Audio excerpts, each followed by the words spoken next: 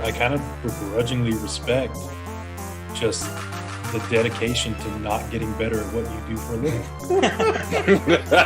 Just coast through life. It probably shouldn't even happen. If you got it, you got to flaunt it, Acid. You know what? I got a lot of stuff that I don't want to flaunt, and so I just keep it to myself. Jeremy is really big into the used mattresses. That's an excellent deal. He has a used mattress store on the side. I'm not going to pull the pants down without the pants down cue. And we found out that Anthony's friends are all 13-year-old boys. Nice. Clay, how you doing? Doing a little more poorly after that terrible introduction. I was just fine, to be honest with you. Hello, Sci-Fi Gangsters. This is the show where we talk about science fiction, comic books, and video games, but really it's just an excuse for me to catch up with my friends. I'm Anthony Denar, media scholar and vengeance. But that's what we're talking about here today. We're talking about what is the best Batman film? What is the best Batman film? And the reason why we're doing that today is because Will Moon, who has written several articles for our website, SciFiGangsters.com, a website that I have not updated in a very long time. I need to get on that. But Will, you've been providing us very detailed articles of list articles of one was the greatest science fiction films of all time, and your latest is you ranked all the Batman films. Obviously, The Batman was not on there yet because you had not watched it. I have been told that you have now watched it. I have. Perhaps we could talk about a spoiler-free chat about The Batman and where it kind of falls within your ranking. But that's what we're going to talk about today. That's our main topic. We're going to be referring to your list. You ranked all the Batman films. You created a top 14, I believe? 14. Yeah, there was the methodology on it wasn't quite as awkward as the one for the sci-fi movies, but I just basically went with obviously all the live action ones that are like Batman movies, and then with Justice League, I counted both the original cut and the Snyder cut. I don't really know why, but they seem different enough to warrant two different entries there. And then with stuff like the animated movies, I basically went with theatrical releases, which meant The Killing Joke from 2016 made it because it got a very limited theatrical release. And then the Lego Batman movie also was a big hit when it came out in theaters. And there are several, really good animated movies in the style of Batman the Animated Series that I did not include because they never came out in theaters, but are in a lot of ways better than a lot of the movies that have come out in theaters. But that's a whole separate debate. So yeah, there were 14, and then this one that just came out is now 15 by my reckoning, theatrically released Batman films, not counting the really old serials from back in like the 40s and the 50s. I'm sure those are interesting to watch, but I have not seen all of them. So go ahead and not start with those, and we'll start with the old 66 Batman movie with Adam West and all the ones after that. Perhaps we'll kind of have an open conversation about what Batman films will be like. Maybe we'll do a top 3. Maybe we'll just kind of chime in, talk a little bit. I think obviously after watching the Batman, the first thing I'm thinking of is like, where does that rank with all the other Batman films? Probably a little too early because I've only seen it one time. Yeah. Probably need to let it sit for a little bit. But I have some opinions on the Batman. But yeah, so once again, before we get started, you can always check us out on SciFiGangsters.com. That is where Will's list is for the greatest Batman films. You can definitely check that out. You can write comments like, "Oh, well, this guy is totally wrong about everything. What's wrong with this guy? He's not even a real Batman fan." Yeah. But anyways, so definitely check that out. Go to SciFiGangsters.com for that. We're also streaming live on YouTube and Twitch. You can watch us live. And then, of course, we're on a podcast version as well. So you can always check us out wherever you get your podcast. And once again, if you watch us on Spotify, it is in video format. So you can watch the video on Spotify. So definitely check that all out. But let's go ahead and get to our guest here. Will, we kind of already talked with you a little bit, but I'm assuming you're doing pretty good. I'm doing pretty well. Did get to see the Batman today, so that's good. Got caught in a rainstorm on the way out of the theater. That was less good.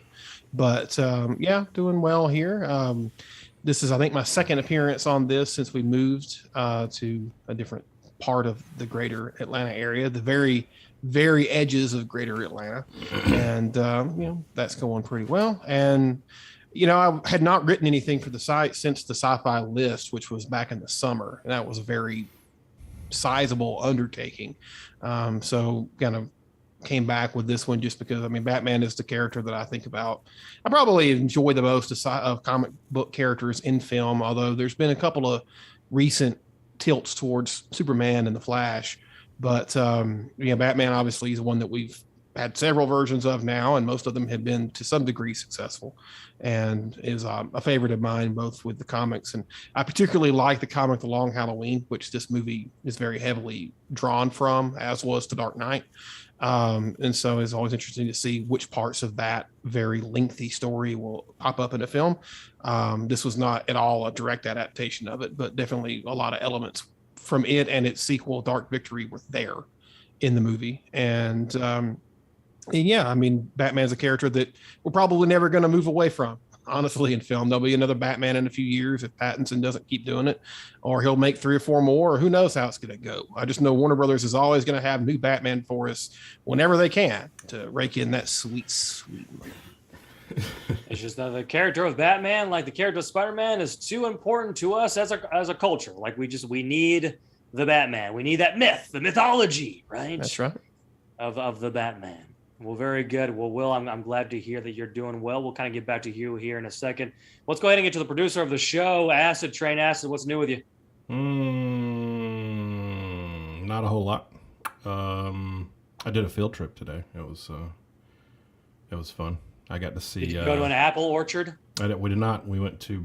They went bowling today, so it was very low key. As far as new stuff, I don't know. Still been playing Lost Ark. Still been enjoying that. I know we got the chance to play some Halo. Not as much as we usually play. But it's the Halo's still going on. And spring break came to an end after last week, so that's okay. I don't know if I mentioned this. I am going to Chicago in May for a Mortal Kombat 11 tournament that I'll be participating in. Winner takes $20,000, I think. So. And once again, this is not a video game. You're going to be actually fighting. Yes, I'll be fighting. Yes, I will be. Yep, Acidtrain is the character. And if I get fatality, you will not hear from me ever again. So. When you show up in it, do they go like Acidtrain? I do, yes. I'm really excited. I'm actually going with MD Soul, CJ, one of the other guests that we've had on the show before. Friend of the show, MD Soul. Yep. So me and him and a couple other fighting game guys are headed up to the Chicago area and going to Combo Breaker. So, but there's a bunch of different fighting games that are not debuted, but involved in that con, I guess you could call it. Looking forward to that. Have you been hearing all the rumors about Halo? Have you been hearing all the stuff that's been going around on social media about all the big modes that are going to be coming out soon for Halo? All I've really heard is mostly season 2 stuff, new maps. I haven't heard anybody talk about new modes yet. There was a leak. And whether it's true or not, right? Obviously, sometimes someone could just generate something and then it becomes. But apparently, the big rumor is that I guess a new company stepped in and started developing things for Halo. Like a new company or new like branch or whatever you want to call it came in and is sort of responding to a lot of the criticism that people have had for Halo, the lack of content that's coming out and everything. Yeah. And they're about to give us 3 or 2 brand new modes. And one of them, the rumors is it's going to be a battle royale. Oh, one of them is going to be battle royale, and the other rumored one, and this one doesn't seem as likely, is going to be a spaceship battle, which would be very interesting. But I don't, because there's not a lot of in Halo. Photos. There's not anything in Halo now that would make that remotely fun. Yeah, I guess you could say some of the aircrafts, but even the aircrafts, it's not very complex. They're not very easy to maneuver, and not very. I mean, I don't know. Yeah, I don't. That one's probably fluff. I think the other honestly, one was, I think the Halo BR is probably a lot of fluff too. Because I mean, you could do it. I wouldn't play it. I hate battle royales. That's why I don't play Call of Duty or Fortnite. You know, if I wanted to play a BR, I'd play Fortnite or something. But yeah, I like the old school like Call of Duty feel, where you have like your 5 guys, and then you go out, and if you die, you take a couple of seconds, and then you respawn, and you go die again. You know, and that's my speed. You know, that's why I like Halo so much. So I'd be just more pleased with a couple more maps. You know, honestly, at this point.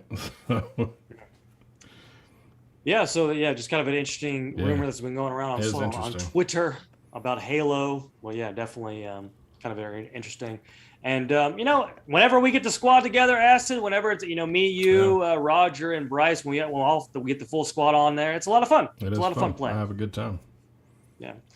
All right, well, very good. So we've kind of already, our first segment of the show is where we sort of catch up first, and we've kind of been already doing that. So I'll go ahead and start with my segment of what's new with me.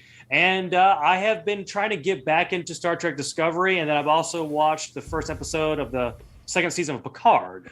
All right, so as someone who is a huge Star Trek fan, obviously, I'm wearing the shirt, so I must be a big fan, right? That's right. As someone who's a big Star Trek fan, I want to like Discovery. And I've talked about Discovery several times on the show. Will, have you seen the show? No, I was on. You were stumping for season 3 being a major improvement. One of my previous appearances here, but we have yet to dive into Discovery. I don't hate Discovery.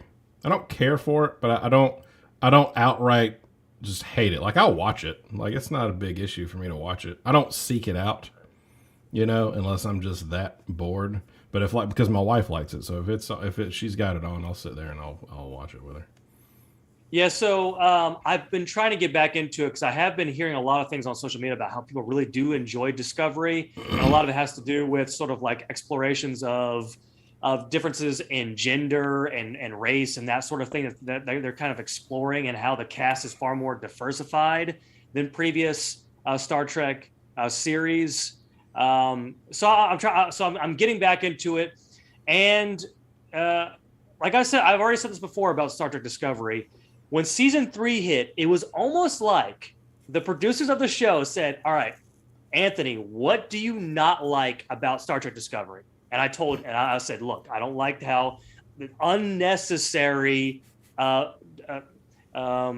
destroying of canon, like just unnecessary, like messing with canon. I hate the fact that we only get to know certain characters, but there's so many other bridge crew characters that we don't really get to know. And I want to know the rest of the bridge crew. Like, I want to focus on the bridge crew. I don't care about all these other characters. That's a huge Star Trek staple, period, is all the backstories and who the bridge crew is. Yeah, I totally agree with that. So, it seems like so first things first, there's a lot of things that don't make sense, particularly when it comes to the technology that Discovery has in relationship with the time period that's supposed to be in. Mm-hmm. The fact that they have the spore drive in the past, in Kirk's time period, doesn't make any sense whatsoever. It really doesn't. And there's other stuff that's happening in the series where it's like this. Why wouldn't you just make this post Next Generation? It would make so much more sense. Then you wouldn't have to worry about messing with canon. Then you wouldn't have to worry about things not making the technology progression not making any sense. Yeah. So that's what happened. That's what happened in season 3. They went to the future. So they went to the future and they started developing the bridge crew a little bit more. Fixed everything. So yeah, it's almost like they're like. It was so weird. It's almost like the writers said, "Okay, look, what were we doing? what were we doing, and how do we fix this? Oh, well, we make them go into the future. Wrong time period. Got it. Let's fix that real quick." I will say this about Discovery, though. There is not a single episode that I can think of where I'm like, "Oh, that's on the level of any of the top elite Star Trek episodes." Like Best of Both Worlds or Best of Both Worlds, and in the Pale Moonlight, in the Pale Moonlight. Yeah. Scorpion. Was it Interlight? All these other episodes that we sort of like. This is the greatest Star Trek episodes, and a lot of times they're sort of like the one-off episodes where it's like we're it's well written. It brings the feels and everything. I can't think of a single episode in Star Trek Discovery that is that. So that's first thing first. Also, one thing I find very frustrating about Discovery is the acting is very CW. So that's the best way to describe the acting in Discovery. I'll give you that. Yeah. There's way too much crying. There's because there's so much crying in every episode. People are crying, and look, I get it. Like, you want emotional episodes, but you have to make it count. Like, it has to mean something. Like, there has to be something. If every single episode is breaking the characters down, it's just it becomes a CW drama. Like, it's just like, okay. It's like, why is Michael Burnham? Why is she crying again? She cries every episode. Every episode she cries. She's depressed. And it's okay. And I don't want to be like the hyper masculine. Like, I don't want crying in my Star Trek, because look, Picard's cried. There's always been episodes where characters have broken down and very emotional, and I have cried in the episode watching it. That's totally fine. But it's like a staple of, like, it's building up. I mean, there was what was the where he in Next Generation, where he was captured by the Cardassians and he was being tortured, and I mean that was 2 episodes. Chain of Command. Yeah, I mean that was 2 episodes, and it was just a fraction of the time. But I mean, it's those kind of buildups that you need in Star Trek. Like, if they take the old format and you have the 2-story format where you have something going on over here and then they cut to something going on over here, and it's 2 separate emotions. If you want to say that, kind of like when Troy was getting her taking her commander test, and then you had Data over here on a foreign planet who had no idea who he was, and was, I mean, that's the kind of thing that makes Star Trek great, in my opinion. And there's been some of the characters I really enjoy. So I love Saru. He's great. He's the most interesting character on the whole show. Michael Burnham has moments, but oftentimes she can be very annoying. I like the new, was it Booker is his name? I like him. He's fun. He's a fun character. There's characters on the show that I really enjoy. It's just, every episode can't feel like a soap opera. Like, it can't, and there are many times where it feels that way. And like I said before, there's not many of the sort of storylines can be kind of entertaining and kind of will get you involved and you're very interested. But there's not a single episode where I'm like, okay, I can put this in the same conversation as in Pale Moonlight, right? I can. This episode goes there, and I can't think of a single episode on Discovery. Is that a TV thing now? Because I feel like back at, all the shows that we're referencing from the 90s, 80s and 90s, and definitely the old show in the 60s, the episodes were pretty standalone. Deep Space Nine in particular very heavily played with serialization at the end in the Dominion War.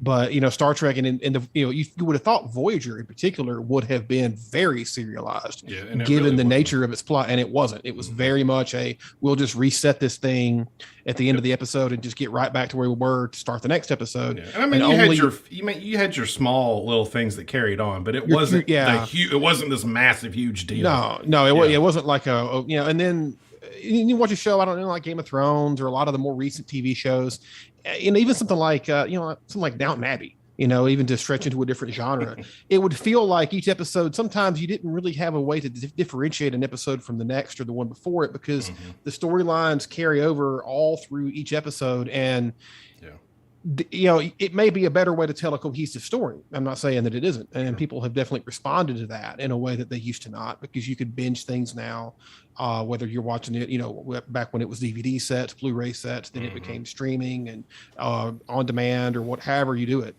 But it does mean the individual episodes sometimes don't hit the way they used to, because they're just like checking in on storylines. You don't really feel like the episode by itself tells a cohesive story. Right, because I mean, you could take we'll take Voyager for example. You could just take like season 4, episode 3, and just watch it.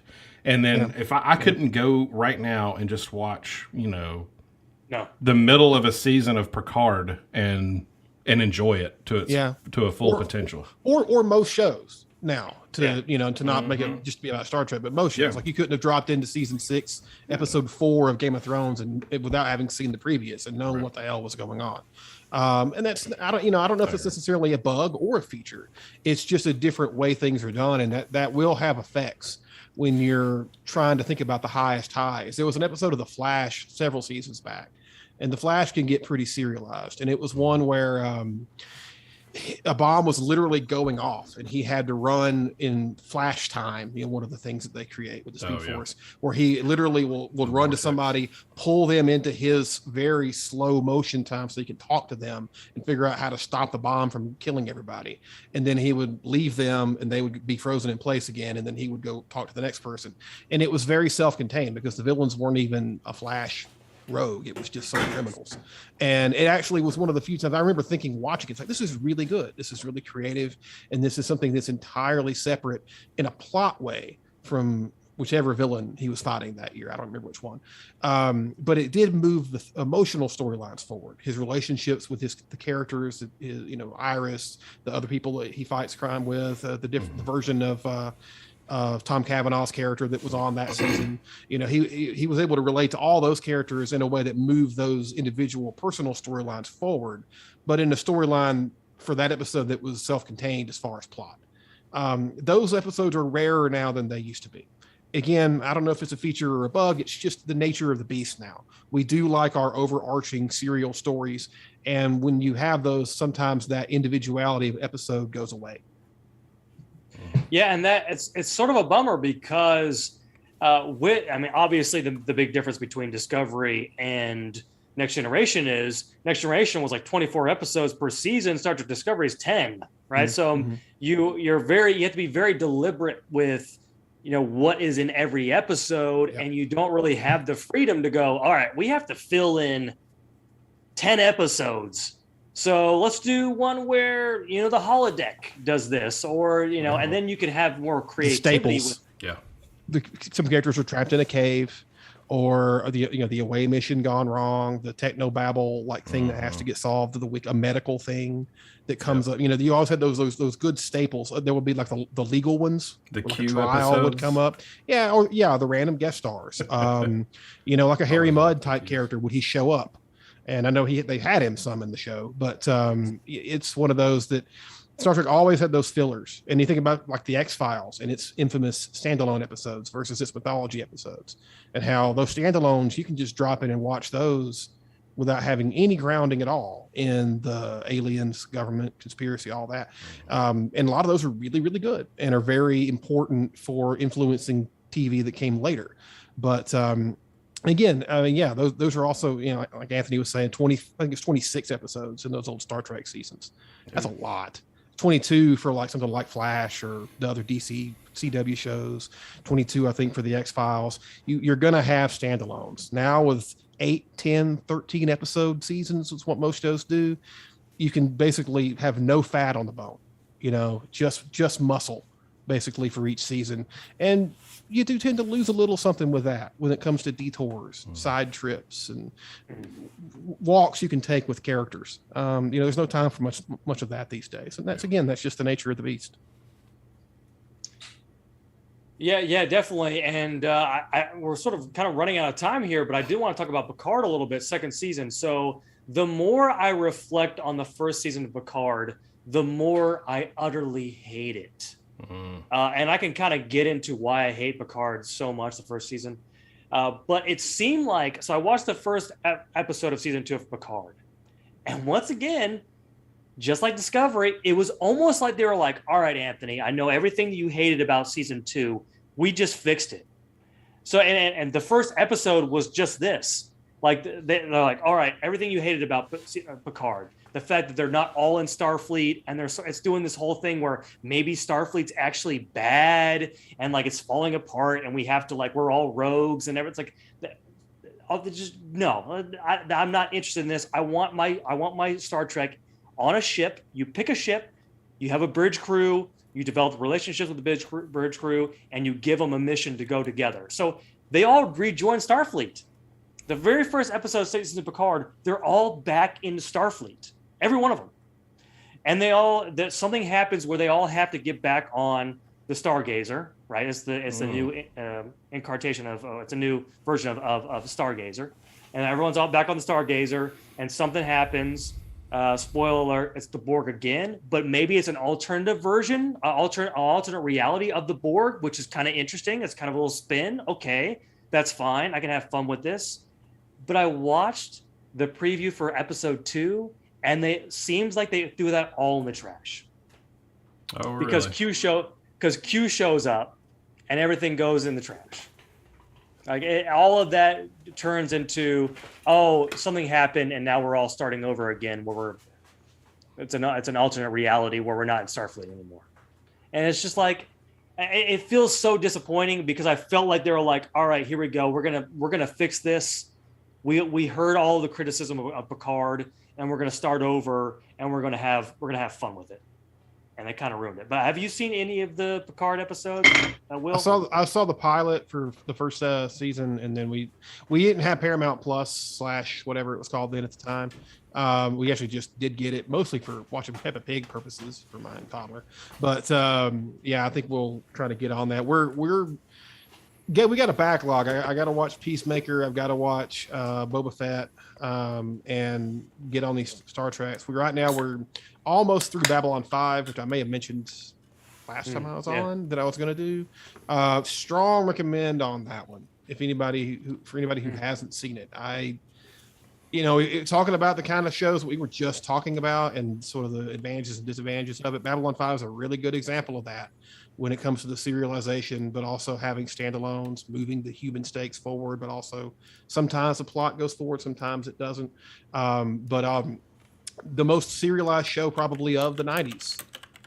So I know it's another universe and it can be daunting, but I strongly recommend watching that show, and definitely watching that show in the current political climate is especially hitting close to home.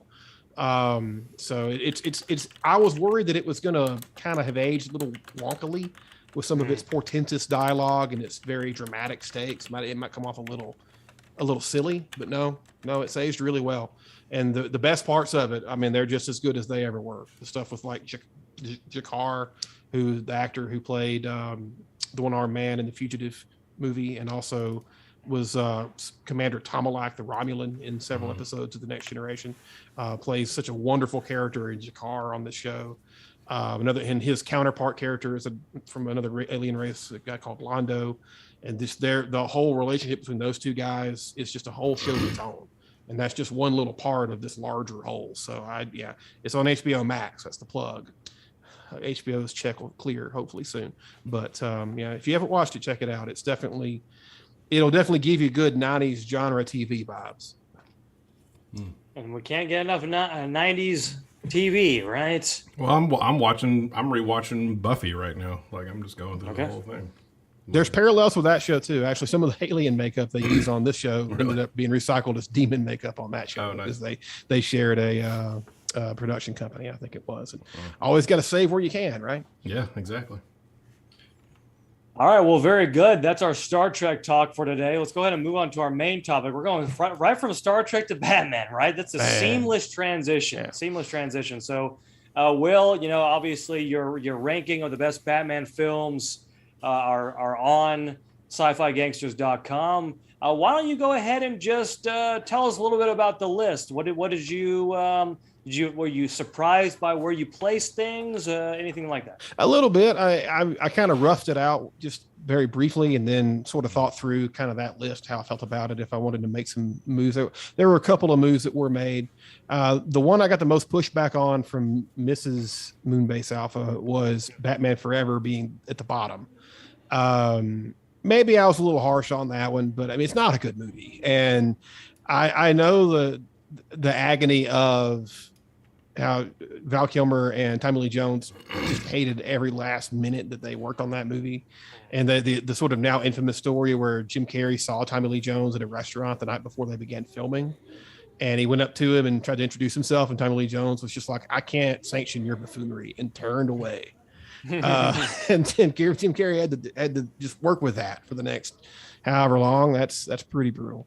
And I also know, and this came up when the Snyder Cut stuff was going on, that the now late Joel Schumacher, director of the Batman Forever and Batman and Robin films, and also he made The Lost Boys, he made A Time to Kill, he made several movies, wanted to make a regular Batman movie to start with, and then it just got campier and more like neon and 90s as it went, and eventually the studio just went whole hog. So like a lot of stuff got filmed and cut that was more normal, or at least closer in line with, I wouldn't call them normal, but the previous two Batman films, the Tim Burton movies. And then a lot of that just got discarded. And so you end up with Tommy Lee Jones just eating every possible bit of scenery as a very jokery Two-Face. And what seems like a whole film that was more or less discarded. And then when Batman and Robin came out, there was no question about what they were doing. We're selling toys, we're putting nipples and cod pieces on everything, and we're selling toys, and we have a soundtrack of 90s stuff, and that's the mission here. I don't know if it's not creatively better, but it's more fun to watch. So I had Batman and Robin higher. I think there was a little bit of debate about which one of those two should be higher. A lot more debate than those two films are probably worth. Putting The Dark Knight at number one seems, even I felt like, is this really what I want to do? But yeah, it really feels like it's, as much as it became sort of a meme of a movie for a while there, I think that it's still the superhero film that feels the most like a real conflict, not a let's open a portal to death that you get in a lot of like Marvel films. That's fine, but it can get repetitive. And I don't know, the way that they hinged everything in The Dark Knight on Gotham and the soul of Gotham, and yeah, it's pretty ephemeral too, but it also feels like something that's very Batman and very pressing for a city and a place that feels tangible and real. And I think that it did the best job of getting that story out without making it too over serious. And which I think the next movie did a bad job of. I think it did get too over serious in The Dark Knight Rises. The Dark Knight goes at number one. Batman Mask of the Phantasm at number two is great, and that's another theatrically released animated film based off of the Batman show from the time, which itself is great, and in a lot of ways is still the best Batman to introduce somebody to, because he's not full of angst and he's basically a hero. And you don't necessarily get that all that much from Batman now in the comics or in the movies. In most of those, he's tortured. He's a very dark, brooding character that you don't necessarily know if you want to be or think about being as much. I get that would be a very tortured life if that's something somebody really did, and it's totally fine to examine that. But I do like the idea that there's still a version of him that's just a good guy. He's just a good guy who fights bad guys. He's got skeletons in the closet. He's got things that he wishes he had done, regrets, all that stuff. He's not like he's a completely dramaless character, but at the same time, he's just a good guy. He's a good guy that you can look up to and want to be, and want to see him beat the bad guys. And it can be that straightforward and still be good and not be childish and silly and simple, but be good and be something like a universe worth getting into. So, that's a few stumps there for different parts of the list. But Mask of the Phantasm, and especially the scene at the end where him and the Joker are fighting in the miniature version of Gotham, where they're like towering over the buildings and knocking buildings over. That's one of the best, most perfect Batman visuals any movie has given, including the new one, which had a few of its own. And so it's a very timeless kind of film in that way. So, I thought about putting it number one. But definitely at number two, and that's one that, again, if you haven't seen that one, I would strongly suggest. Yeah, so just to kind of chime in on what you were kind of talking about there, I honestly don't think there's a debate when it comes to what the best Batman film is, and that's The Dark Knight. It's The Dark Knight for so many reasons. Obviously, Heath Ledger's performance is so iconic, so rememberable. It's obviously you can kind of point to the interrogation scene as probably the best superhero scene ever, right? Just Batman versus Joker, and how Joker is just continually one-upping him and manipulating Batman. The beginning of the film where he robs the bank is fantastic. It just starts off with a high note. We could kind of point to the funny voice, and everyone like when I taught my comic books to film class last semester, and we'd show many of the scenes from The Dark Knight, my students would laugh out loud every time Batman would speak. Like they would literally laugh. Yeah. And yes, it's silly. His Batman voice is very silly. I get it. Probably because it's been made fun of so many times, so now it's just kind of a joke now.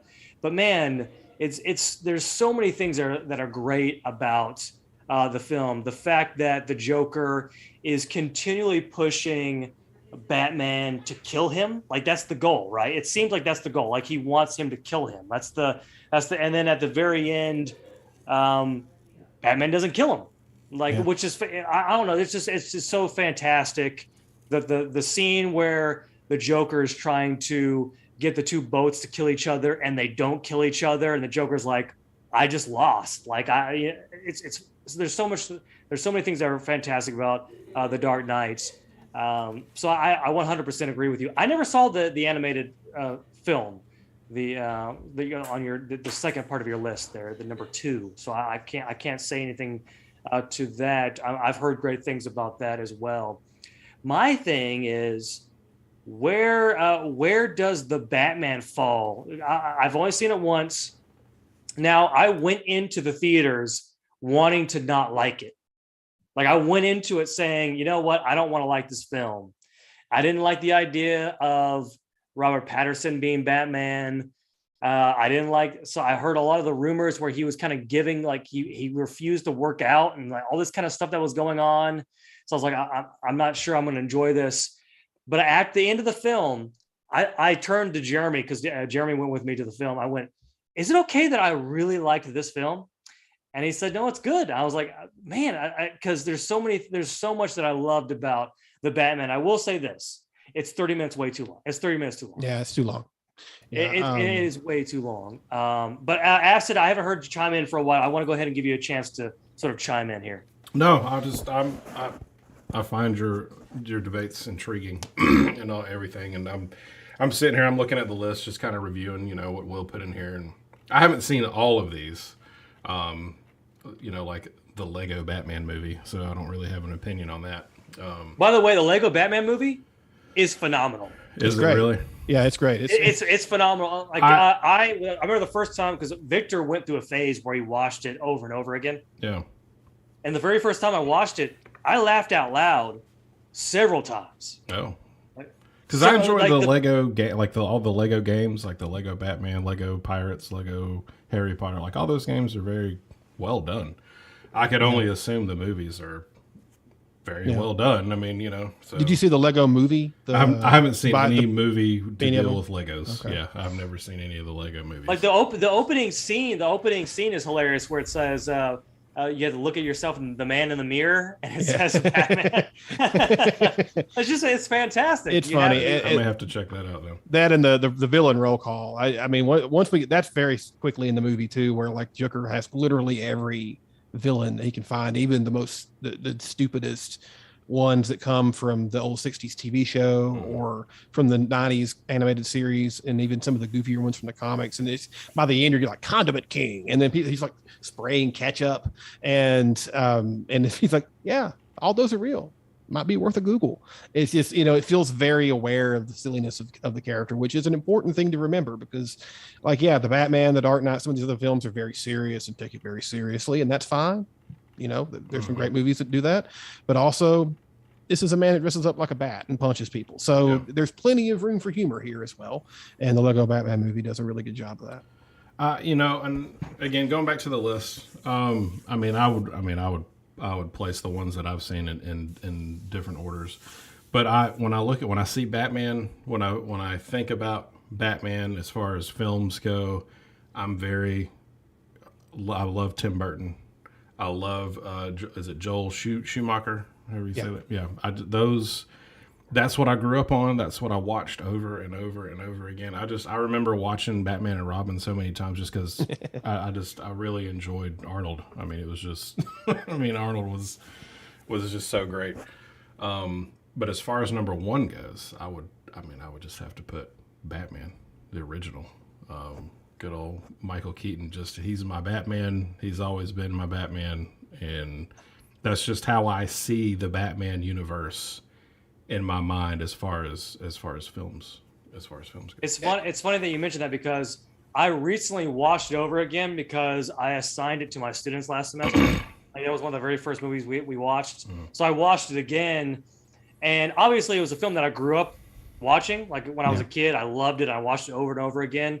And in many ways, it's a lot of fun, but in other ways, it really does not hold up. Like, Michael Keaton is not a very intimidating person when compared to all the other superheroes that we've got. Right, but when I watch that one, it's not about how intimidating Batman can be. Batman for me is very, it's more. I want to say it's cartoon brought with live action is what Batman is to me, just because that's what I grew up on. Because I loved the Batman animated series show. I remember watching it as a kid, and I loved it. And when the Batman movie came out, I just thought it was amazing. They did a great job. And then Batman Returns, and it just got, I don't want to say it got better and better, but I enjoyed all those films, and I enjoyed the storylines and how kind of goofy they were. I mean, I like the goofy Batman. I love how Tim Burton-y those two movies are. Yeah. And that's a guy my kid's been in a big Nightmare Before Christmas thing of late, so we've been watching that over and over again. Which he didn't direct, but he did write, and his visual stamp is all over. And what a crazy sort of auteur period of success that guy had. It's hard to believe that we went through that of, Pee-wee's Big Adventure, Beetlejuice, Batman, Love Edward Beetlejuice, Scissorhands, Nightmare Before Christmas, Batman Returns, Ed Wood, all in Mars Attacks, really all in a row. And you don't have to like all those movies, but I mean they were hit after hit after hit. Yep, good old and they're Scissorhands. all they're all very Tim Burton. It's like how is this something that is this mass successful? And with the two Batman films in particular, the first one, there's a little bit of Burton-y restraint to it. But the second one, to its benefit and to its detriment, it's just Burton everywhere, with like the weaponized penguins at the end and the circus freak henchman and everything about Danny DeVito's Penguin. I mean, there's so much of that is just like Tim Burton's brain spilled out into a movie. It's flawless in his world. And it's amazing that got to be made. The giant rubber duck. There's so many good little design elements there. I do miss that we don't necessarily see those as much now in the more seriously taken Batman films. I like what Christopher Nolan did with the Dark Knight trilogy. He brought it to a new level of sort of respectability as cinema, but at the same time you did trade a little bit of the fun and the whimsy that went into the character that you would see in the previous versions, even going back to the 60s one, and they all had their sort of outre things in there. The key for the first Batman, and Jack Nicholson's Joker is fun. He's very Jack Nicholson more than he's Joker, but the key, and I put this in the article, the design. Gotham is not Chicago or Detroit or New York or London or any of the other cities that they've used, Pittsburgh, that they've used to stand in for it. And Gotham is Gotham. It is a place that does not exist because it cannot exist. Right. And the guy that did, his name is Anton Furst, who I believe has passed away, but he won the Oscar for that. And he absolutely should have, because that place looks like what you needed it to look like. All angles and shadows, everything's Gothic. It's even more that way in the second one. The Batmobile, and you talk about not my Batmobile, the Batmobile, the tumblers in the later movies are cool, but that's the Batmobile, man. That Batmobile is awesome. They even kept it for the Schumacher movies, basically. And Michael Keaton, I like as Batman because he's a great Bruce Wayne, which is a character that's easy to forget. It's a character it's easy to forget about. He's got to be Bruce Wayne too. He can't just be this big hulking guy like Ben Affleck is, which I like Batfleck too. But you could look at him and not realize he's Batman. I mean, why does he look like a linebacker? And he's a businessman. But Michael Keaton fits in, and of course he had to be kind of slender to fit into that ridiculous suit that they made. He could barely move in it. But I mean, I'm excited to see him, back in it too for the Flash movies that's coming up, and Batfleck as well. So, no, I mean, there's flaws there. the part where the Joker, they just go in the museum and just start painting over stuff while Prince plays. Like that's okay. And then in the second movie, there's the CDs record scratching scene and stuff. It's like, this is the 90s. Yeah, let's go back to the 90s.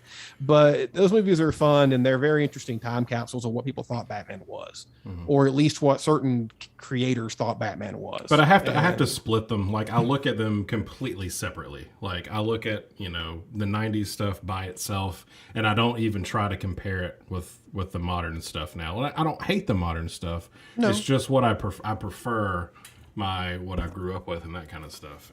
And I mean, I'll probably watch the Batman. I mean, like Anthony, I'll probably enjoy it. But as far as Batman serious universes go, I honestly prefer Snyderverse to. I mean, I love Ben Affleck as Batman. I love that world. I love how he just puts it together and how it looks, just in general. How the costumes look, how the world looks, just. I don't know. It's very appealing to me for some reason. So I guess I will say the more serious note. The Ben Affleck Batman is the closest. I've always said this is the closest to comic book Batman there is. Mm-hmm. Right, especially modern comic book Batman. Mm-hmm. Yeah, it's like the current Justice League Batman, the Batman that has to be able to go toe to toe with Superman. Like, you need the ridiculous. Can bench 1,000 pounds. By the way, it says on Wikipedia that Batman can bench 1,000 pounds. That doesn't even make any sense. But anyways, so he's a human who can bench about 4 times his own body. Yeah. Right. But the Robert Pattinson Batman, so the thing about Robert Pattinson's Batman is there is no Bruce Wayne yet. Like, they haven't. Oh, really? Okay. Bruce Wayne, it hasn't really been established. He's 90% Batman in the film, and they sort of kind of play with like who Bruce Wayne is in this particular universe. Like, he's a very brooding, people always make the joke that he's emo, but he's a very like recluse, doesn't want to get out kind of person. But it seems like the next film is designed to develop Bruce Wayne in the next film. It seems like that's what's going to happen. Or at least I hope that happens. But man, Batman in the Batman is such like some of the fight scenes. Like, there were a couple of times in like where a fight scene would happen where Batman would do something where I would go, like I would make a noise. I would go woo. Because he would do something that was just fun to watch. Yeah. And Will just refused to listen to this. He's out of there. Yeah. But yeah, so Acid, is there anything else you want to say? Is anyone commenting on the? We've got CJ in here, and his best Batman. I assume he said Michael Keaton right up next to that. So we have another Michael Keaton fan down here in the chat. So. And he's also telling you need to go to Combo Breaker. So. Oh, okay. Well, there you go. Will, I made the joke that you disagree with what I was saying so much you decided just to get up and leave. I just had to leave. No, I mean, I agree. He's reclusive in the movie, and I think that Pattinson talked about how he wasn't really interested in playing the civilian Bruce Wayne very much. They spoiler free. They steer into some things about the Wayne family, and I think that's part of the reason why his character is the way it is in the movie. And they pull some plot elements. One major one is directly out of the Jeff Loeb Tim Sale Long Halloween Dark Victory double series involving Carmine Falcone. A couple of plot points actually involving him come out of that. But I like this is a very theater kid Batman. They put the where he actually puts on the black eye makeup. So chat says very emo Batman. Yeah, and you see him a lot of times when he's out of costume, he still has that on. And he looks very sort of grungy and Robert Smithy at times, and his hair has this very emo-y kind of look to it. I mean, Pattinson, I think, did a really good job with the character. He's still very physical, even though you don't think of him as this hulking guy that you maybe saw with Affleck. One element, and to kind of tie this back to what we talked about with the Burton movies, maybe the most persistent element from the Burton films was Danny Elfman's score. The theme there, the theme music there is definitive for Batman. You know, and yeah, you have your 60s like na Batman thing, which has its own sort of legend around it. I liked Hans Zimmer's Everything Is Just Screeching kind of music for the Dark Knight trilogy, but nothing about it really is hummable. You know, it's much more like texture and sort of emotion than it is like a melody. Nothing like the, same composer made the great Man of Steel theme, which is the best thing out of the Snyderverse, was the Man of Steel theme for Superman.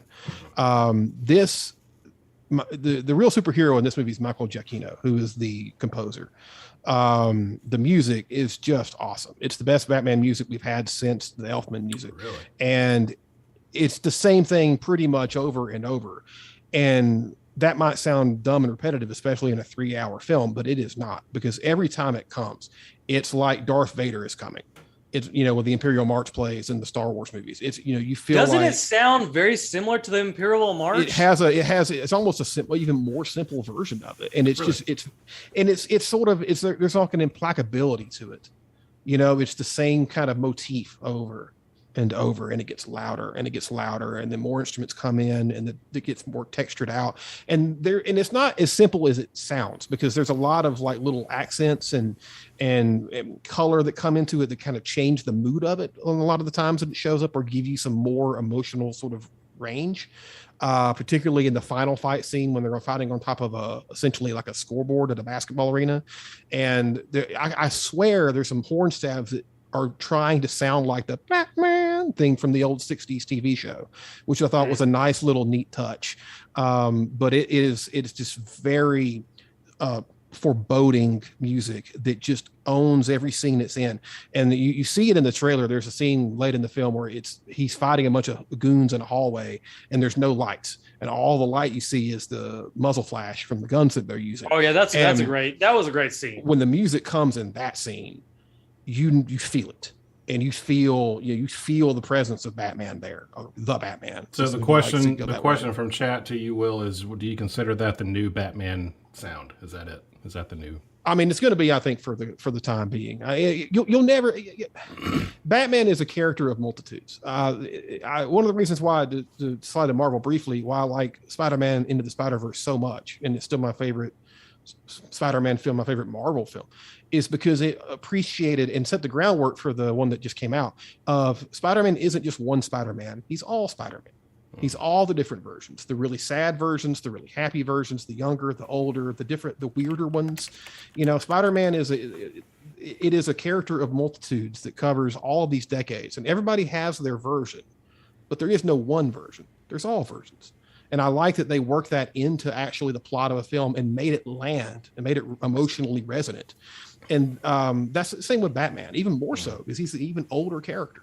So yeah, Adam West Batman is Batman. So is Michael Keaton's, and so is George Clooney's, that even he makes fun of himself a lot, and so is Affleck's and Christian Bale's and Pattinson's and the one from the animation. They're all Batman. And so you're never going to completely separate out from the Danny Elfman score, or the old 60s, the Goofy theme song, or the music from the Hans Zimmer music from the Dark Knight trilogy. But this score for this movie is going to be something that once you hear it, you're just going to be humming it in your head. When you're walking down the halls, you're going to be humming it. Another theme that I liken it to is the Terminator theme. The do, do, do, do, do. Very simple, but there's a power to that. And it keeps going in that movie. And just like the Terminator does. And that's the same kind of vibe you get with this. It's almost like he's almost like he's Michael Myers at times. There's a horror element. And you just know it's coming. And here comes the whooping whenever that music comes in. Yeah. And it gives you a sense of what it must like to be one of those goons, because here he comes out of the shadows and I can't stop it. Yeah. Okay. One of the things. So there's so many like scenes that I loved in the film. And many of the scenes, it's like, I love it because how ridiculous it is, like how stupidly indulgent it is. And then one particular scene, and this is really not a spoiler at all, is when we first see the Batmobile, and he revs the engine for what feels like 30 minutes. Yeah. You can either, it was like he literally revs his engine of the Batmobile for the longest time. And I'm like, we get it. It's the Batmobile. We don't really need to just to focus on this for so long. But all right, so there's another question from chat about the bat suit, and it's more of a comment, but it's bat nipples is not Batman. Comments. Okay. No. What would be your comments on that? Well, I mean, they all are, but George Clooney and Val Kilmer had to wear those in the Schumacher movies. I think in the reveal in Batman Forever is especially hilarious because he's been wearing what was basically the previous bat suit the whole movie, and then it's like, no, to fight this fight I've got to wear this one, and then they have this long slow where you're getting close up to their butt cheeks and stuff as they're putting the things on, and then the turn and then the belt clips. Yeah. and then the whole movie is that. In the second movie there's all these weird silver accents and exaggerated cod pieces, and Joel Schumacher was bringing this sort of flair to it. I mean, look, that may have been George Clooney for all we know that made that comment, because he never wastes a moment to dog on his own Batman. Yeah. Again, it's as silly as those movies are, they have their place. Sure they do. Another scene that I enjoyed from the Batman was when he first uses his like the gliding suit, and like at the beginning, like he's like legitimately like scared to jump. Yeah, which was crazy. He's literally scared to jump, and then he hits the little device and it blows up. I thought that was fun. He's vulnerable. Obviously the Dark Knight or the Christopher Nolan Batman was designed to be, what if Batman actually existed in the real world? How can we make this as realistic as possible? With the Batman, with the Matt Reeves version, it's almost like this in between. Like it's like this.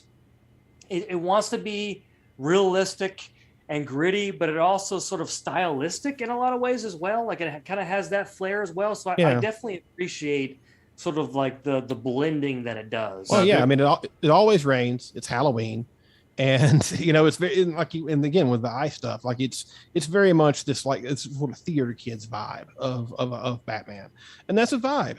That's for sure a vibe. I agree with you. They should have cut some things. The plot, there's points in the plot when they're making reveals and you're like, okay, because there's so much plot.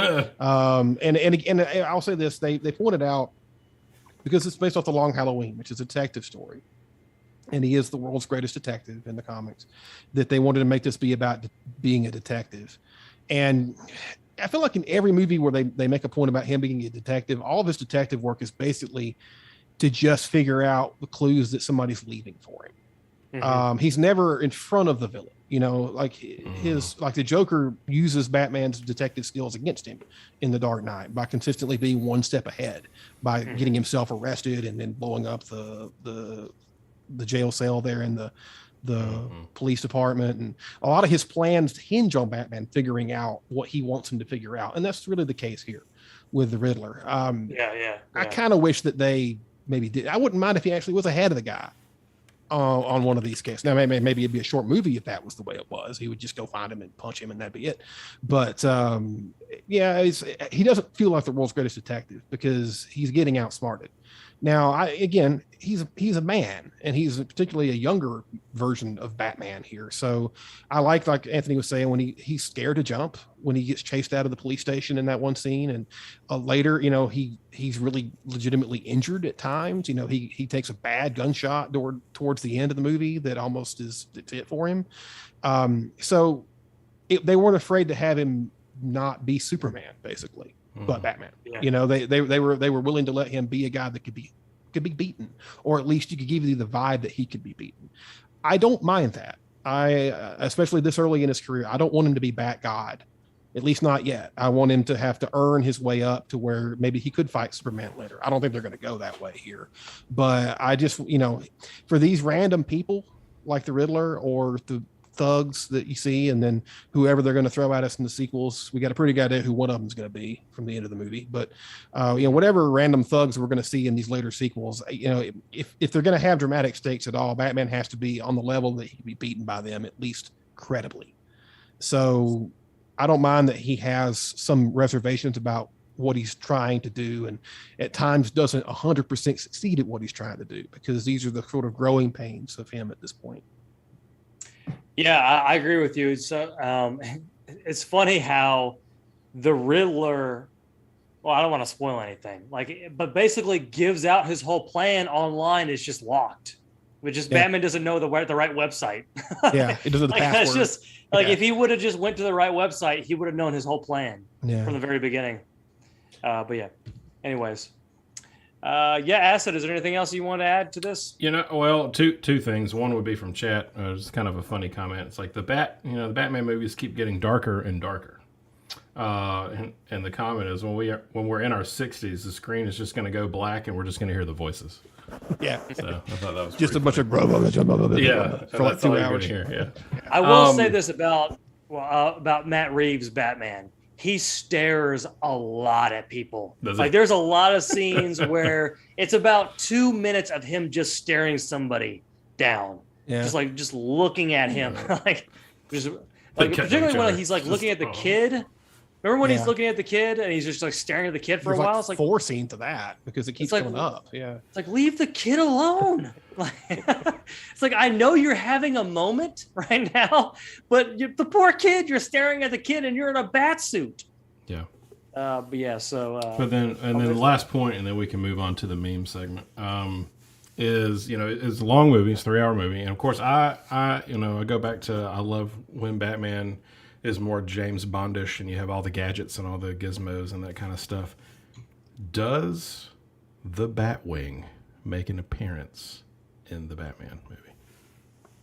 Does anyone want to spoil it? Do you want to spoil that? The Batwing does not make an appearance. Does not. Okay, so when was the last time the Batwing made an appearance in a Batman movie? Technically, The Dark Knight Rises had a Batwing. Okay. Remember at the very end? The flying Batmobile thing at the end. Yeah. But it wasn't specifically the Batwing though. No. It was a flying vehicle. It was a flying vehicle. Yeah. It wasn't the Batwing. I think because I want to, and you can correct me if I'm wrong, but the last time I remember the Batwing was it Batman Forever was when it made its last appearance. Yeah, I can't remember if it's in Batman and Robin or not. Because wasn't Batman Forever the one with Batgirl? Was that the one? No, that was Batman and Robin. Was that Batman and Robin? Because I remember them each taking a vehicle, and Batman took the Batwing, and I just remember the Batwing going up in front of the moon, out of the clouds, and then turning, and then they went and did their thing, and I just that was one of, again, that movie was not great, but that moment in that movie was oh, there's the Batwing, oh yes, there's the Batwing, we finally got a Batwing. Was that the one where Robin goes holy metal Batman? Yes. Yeah, I think so. Just holy metal Batman. Yeah. What? That's not even one of the top 100 bad lines in that movie, though. No. Yeah. But I mean, that moment for me, anyway. I mean, that moment in that movie, and it wasn't the greatest Batman movie. But I mean, you have the Batmobile doing its thing, and then she's on the bike, I think, or whatever it was, and then he does. Yeah, then he does. That was kind of was it the Star Trek movie? I think it was the first one, or the first new one, where the Enterprise comes up out of the clouds after being nose diving down, and it just happens, and there it is, and I was oh, Batwing, let's go, So I don't know, but anyway, we can move on. All right, let's go ahead and move on to our. We talked about Star Trek, we talked about Batman, we sort of filled in everything we need to talk about, right? So let's go ahead and move on to. Is this meme funny? Will you please do us the honors as someone who has never seen this Boba Fett? Would you do us the honors of describing this meme for the listener as they're watching it? Here it is. They're looking at it right now. They're looking at it right now. Okay, so I am looking at it. So we have a scene from what I presume is the Book of Boba Fett, where it shows Boba Fett in his Mandalorian armor saying, "Hey Mando, check this out." And you have a character who I know because I am a nerd as a Twi'lek, which is one of the aliens in Star Wars that have the giant tentacles come at the back of their heads, who's reading, "The gracious Boba Fett, mighty daimyo of Mos Espa, has offered the Pike Syndicate a generous bounty of Bofa." And then third panel, "Bofa these nuts." So, well done. Well done, You are yes, well definitely done. by far the best meme describer there is it Daimio or Daimio? I was 50-50 on that. I'm not sure. Okay. I'll have to watch the show, I guess. You'll have to watch the show. Disney's going to get that money. As someone who has not watched the show, I'm not going to spoil the context of this meme, but let's just say that particular interpreter was not expecting to have to read what was on the thing that he was reading to the people. Mm-hmm. So, Plot the twist. insult that happened was a surprise to the interpreter, right? So that's what's so funny about that particular meme. And he says these nuts, right? That's fun, right? We're all 12 years old. We're all 12. Let's go. We're veering out of sci-fi here, but one of my favorite stories from last year was the reveal that Nick Saban, famously crusty Bama football coach, Nick Saban loves these nuts jokes.